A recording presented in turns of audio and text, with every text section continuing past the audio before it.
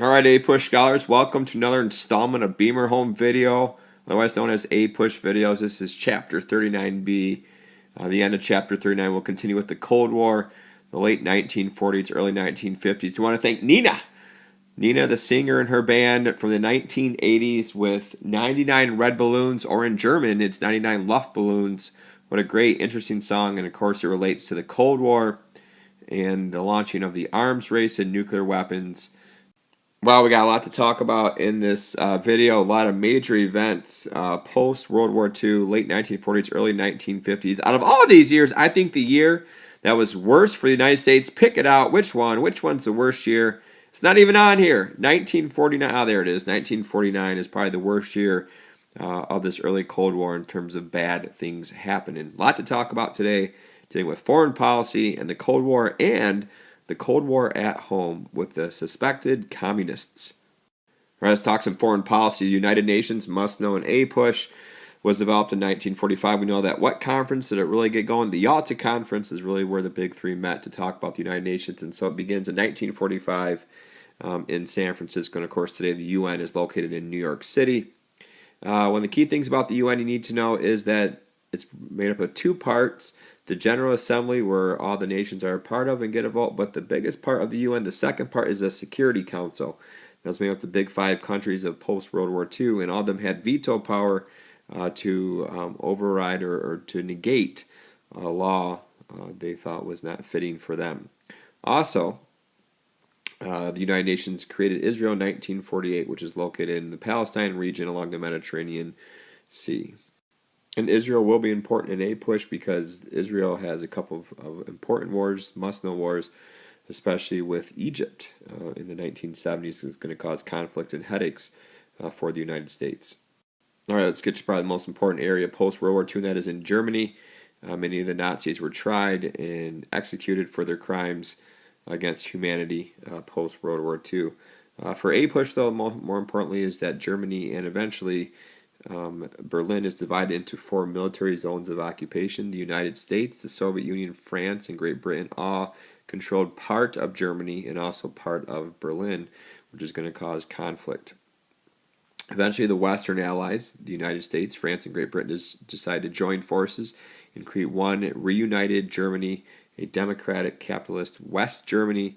The communists decide to tighten their grip and make it East Germany. So for about 40 to 45 years, Germany is divided into two different countries. Growing up, I only knew of two Germanys, East and West Germany, but they were only around for 45 years during the Cold War.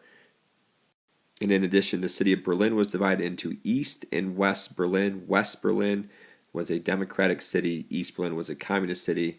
The interesting thing in the must-know in A-Push is that West Berlin, despite being democratic and capitalist, they were located in the heart of communist East Germany. Show the map, Beamer. And here is the map, and you can see Berlin divided into two cities, and Berlin is located clearly in the middle of East Germany, which was communist. All right, Eastern European countries right here, three important ones, especially East Germany and Poland. Also, Romania and other countries were considered satellite nations of the Soviet Union. Must know this term, satellite nations. Nations controlled by the Soviets despite being their own separate country. Basically, they had to answer to the Soviet Union and the communist leaders. An iron curtain thus has been descended upon Eastern Europe. That was a quote or a speech from Winston Churchill talking about how the Soviet Union has taken away freedoms and rights from these people, how they're forced to be communists in Eastern Europe. And the Iron Curtain basically divides East and Western Europe. It's not a real curtain, it's not a real thing, it's just a metaphor to show the real division between Eastern and Western Europe, between capitalism and democracy versus communism. All right, here's one of the most important events in A-Push foreign policy post-World War II. Berlin is the flashpoint city, the important city in the Berlin blockade and the Berlin airlift happened 1948, 1949 as some context. The Soviet Union, led by what man? Joseph Stalin is still around. He does not die until 1953. Stalin, leader of the Soviet Union, basically cuts off all railroad and roads into West Berlin. So we talked about in the previous slide how Berlin is located in East Germany, communist Germany, and so Stalin cuts off all access routes, and so he basically wants to starve the people of West Berlin, and eventually these people, he hoped, would have to turn to communism. While the United States was not willing to give up West Berlin, so they come up with a plan along with their allies of the Berlin airlift, another important event. These two events go hand in hand, 1948, 1949. The United States government, West Germany, and France and Great Britain, we decide to airlift for over 1 year supplies into West Berlin. All by airplane, we drop supplies into the airport to feed the people, clothe the city, give them resources. So in the end, it works. The Berlin airlift is a great victory for the United States and democratic countries, and that they saved West Berlin from turning communist. However, 1949, a lot of other bad events happened. We'll get to that in a little bit.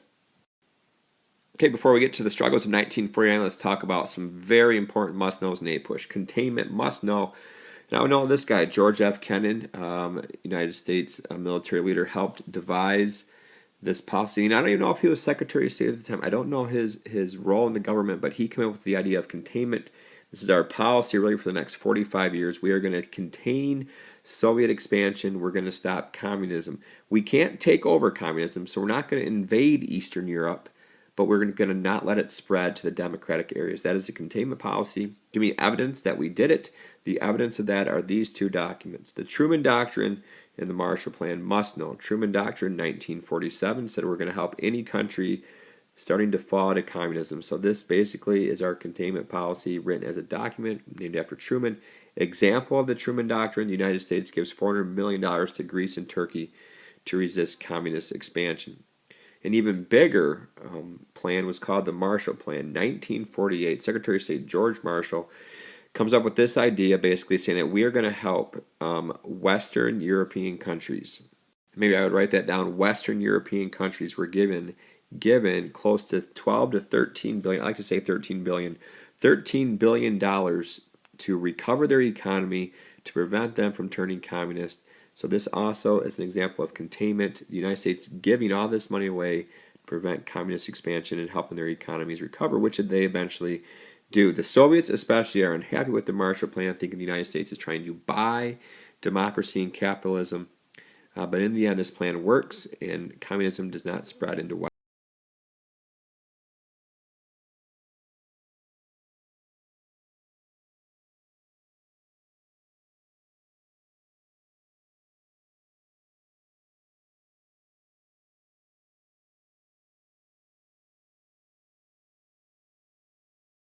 Well, I just love that song so much I had to get more of it. So 99 Red Balloons, foreign policy. Here we go. All right, so now we got some important foreign policy government agencies being created in the 1940s and 50s. I would highlight the National Security Act. It created 3 new foreign policy departments or agencies. The NSC, I think that's important to know, and then the CIA and the Department of Defense. These 3 things, these 3 government agencies were created to help foreign policy against the Soviets. So it was massive government spending in this regard. Maybe more importantly on this page is NATO. Highlight this. North Atlantic Treaty Organization, this is an alliance, okay, which again, for most of our history, believed in non-alliances, isolationism, but we formed this alliance with Western European countries, saying an attack against all, it's an attack against all, and this is called collective security, and of course it goes against the policy of isolationism, and so we are truly internationalist country now. So the purpose to keep the Russians out and the Germans down and the Americans in. In response, I definitely would highlight this. The Warsaw Pact is created by the Soviet Union 6 years later, 1955. This is an alliance of Eastern European countries, Poland, Bulgaria, Hungary, and so on, East Germany, that are going to help communist countries if they get attacked. So now, unfortunately, it just takes one to cause a world war. But hey, we get to play with 99 red balloons as they go by. Love that song. This could be a 25-minute video. I'm going to try to be quicker. All right, here we go. Let's talk about Douglas MacArthur. Okay, let's not talk about him too much. We'll talk about him when we get to the Korean War, but he does help reconstruct Japan in 1946 after World War II. All right, Mao Zedong, need to know him. And the biggest thing on this page, China becomes communist. There's that year, 1949. I said that's a bad year for American foreign policy. A lot of bad things happen. This is one of the major ones. The Chinese become a communist country. And that shows that the policy of containment is not working. Truman was heavily criticized for this, that he could not contain communists because the biggest country population-wise in the world, has now become a communist country, and so is starting to scare Americans. Well, these things can't get much worse than that, right? Wrong. Things got even worse. 1949, September. There's that year again. President Truman announces that the Soviets had exploded their first atomic bomb. It took them only 4 years after the United States to explode their first atomic bomb, and we thought that there's no way they could do it. It'd take them decades for them to detonate the atomic bomb to get the technology, but they were able to do that, and now we have the arms race is now going to really intensify between the U.S. and the Soviet Union. An example of the arms race intensifying is 1952. Fire up, we did it, ha, in your face, Soviets. We exploded the first hydrogen bomb, allegedly 1,000 times more powerful than the bomb dropped on Hiroshima and Nagasaki, which is inconceivable to think about, 1,000 times more powerful, but it was the H-bomb. Fortunately for the United States, 6 months later, within a year, the Soviets also detonated their first hydrogen bomb. So the arms race is going to continue to intensify, and I think the 1950s especially had the greatest intensity of arms race up until the year 1962 with the, what's the event? 62, JFK, Khrushchev, Cuba. The Cuban Missile Crisis is the height of the Cold War. I'll mention that a lot over the next week or two. All right, let's turn our attention away from other countries, and let's look inside the United States during the post-World War II America. And this is during the Second Red Scare. And there it is. I better have this on this slide. The Second Red Scare, post-World War II, really from like 1947, 48 until the early 1950s. Late 40s, early 50s is the Second Red Scare. Of course, that is the fear of communism in the United States. There he is, the Prince of Darkness, Richard Nixon himself. He was a strong anti-communist, especially early in his political career. The interesting about Nixon is he changes, and he actually brings about détente. Ooh, détente. Détente. Okay, détente is a word we'll need to know later. When we talk about 1970s foreign policy with the Soviet Union, maybe you already know what détente is. It has nothing to do with dentistry. All right, so let's get back to the video then. So Truman was concerned about communists taking over the United States, so he launches a massive loyalty program with 3 million federal employees, make sure that they are not communists. More importantly, though, I'd highlight HUAC, H-U-A-C, HUAC, the House Committee on Un-American Activities. They were formed even before World War II begins, but their job is to investigate subversion in the United States, people who are spies, perhaps from other countries in the United States, and especially communists. And they accuse many people, I would highlight this, in the movie industry of communists. The biggest reason why they're afraid of the movie industry is because of the power of the media, and they figured many movie producers, actors, could try to influence Americans by trying to make them turn communist without them maybe even knowing it. All right, know that name, Joe McCarthy. We'll have a reading on him on Friday about Joe McCarthy, one of the most infamous Americans ever. And he went around basically spreading lies about people and spreading rumors, and he ruined the lives of many people, especially in the State Department, the government agency that controls foreign policy, accused of over 200 Americans in this department of being communists. He had no proof. He never did prove it. But he still was able to keep his job as senator. Some people by 1950, early 50s, were starting to question him, but he kept going, and he did influence a lot of people until 1954, when he accused the wrong people. Don't mess with the army. We'll get to that a little bit later. But Joe McCarthy accused many people of communists. He was wrong, no proof. A lot of name the book. 1953. I think it's Arthur Miller. What is the book? I think John Proctor's in it. The Crucible is basically about the lies spread by Joe McCarthy. All right, these two people, Ethel and Julius Rosenberg, were accused of being spies, brought to trial, convicted, and they were executed in 1953. And that scared many Americans, thinking, "Oh my goodness, this cute little old couple, how can they be communist spies?" And so that made many people fearful that anybody, their next door neighbor, could be a communist. And so that also is an example of the Red Scare. Now, Julius and Ethel, they did say that they were communists, but they denied until their death that they were ever spies for the Soviet Union. Trying to think of some synthesis here. Maybe Sacco Vanzetti, maybe 1920s. Similarities between Sacco Vanzetti and the Rosenbergs, perhaps. Always think about synthesis. All right, let's talk a little politics here. The election of 1948, we've got Dewey, Republican, versus Truman, the Democrat. Truman has been president since the death of FDR in 1945. But this is the first election that Harry Truman, there he is, from Missouri, has to run as president. And it was a very, very close election. And Truman does eventually squeak out a victory, but it was so close that the Chicago Tribune has one of the most infamous gaffes in journalism history, where the Chicago Tribune had the headline, "Dewey defeats Truman." We, of course, know that that never happened. Let's talk about some specifics here, though, of that election. A new group that I want you to highlight, the Dixiecrats. These were white Southern Democrats, and they actually started to split away from the Democratic Party, form their own third-party candidate. And these Dixiecrats created the States' Rights Party ticket. And so the key thing is they're white Southerners, and they are starting to go away from the Democratic Party. And this really begins completely by 1964, and until, of course, today, present-day Republicans from the white Southerners, they have a strong connection together. And I mentioned that headline there, Dewey defeats Truman, which we know, of course, was incorrect. All right, some specifics of Truman's domestic policy and just policies in general as president. All right, at point 4 here, and how important this is, I don't know, just having an understanding of his foreign policy programs. Of course, the biggest thing he believes in is containment, but he also did want to help inside America. He did want to help Americans and continue a lot of the New Deal programs, and Truman's program is called the Fair Deal. So he's trying to connect it to FDR's New Deal programs. Unfortunately for Truman, a lot of these were unsuccessful, not really supported by the American people, partly because the economy was doing pretty good and they did not really want any more government interventions because we weren't in the Depression anymore. So I think in A push, the most important thing is that overall the Fair Deal programs were not a success. They were a failure overall. And as I mentioned, they did not want the government involvement as much because the economy is strong into the 1950s. Unlike FDR's New Deal when we were in the Great Depression, they were looking for more government involvement to help them out of their struggle.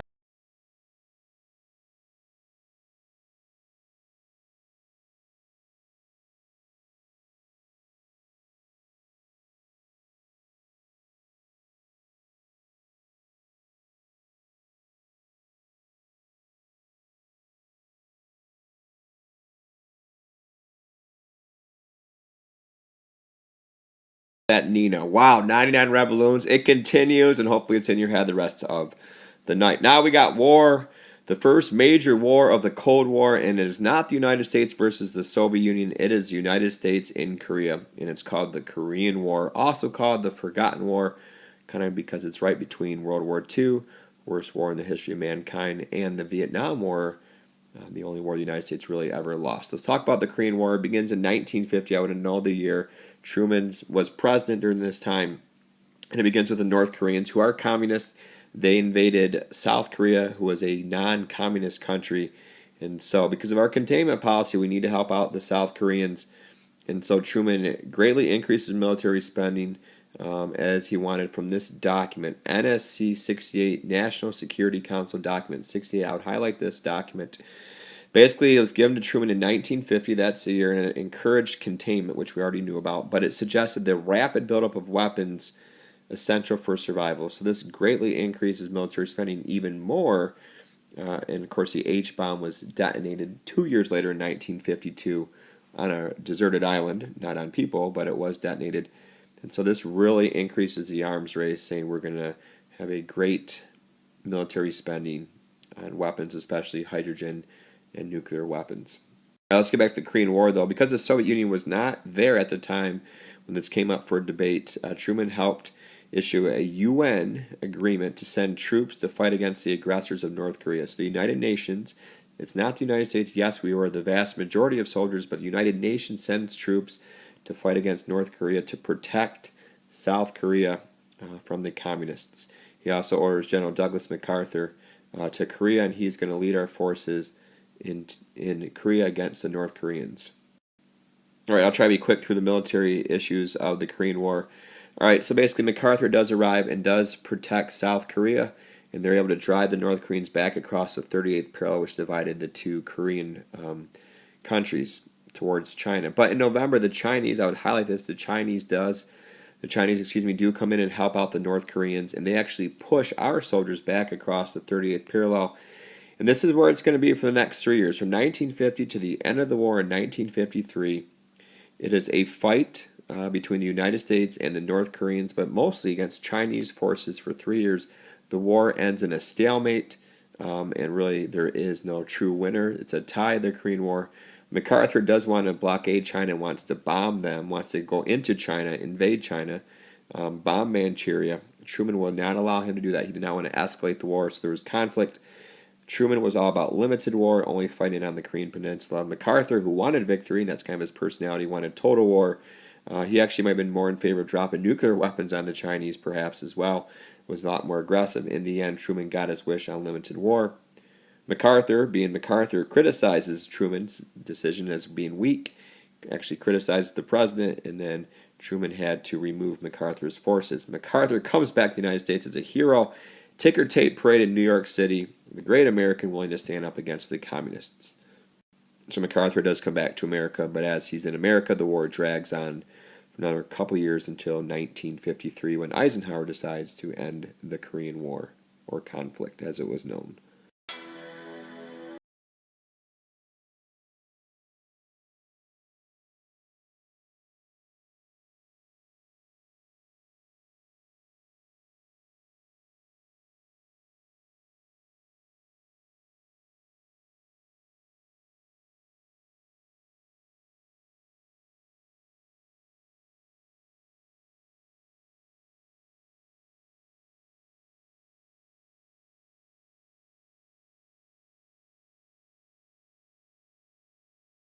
Promise no more of the song, it's done.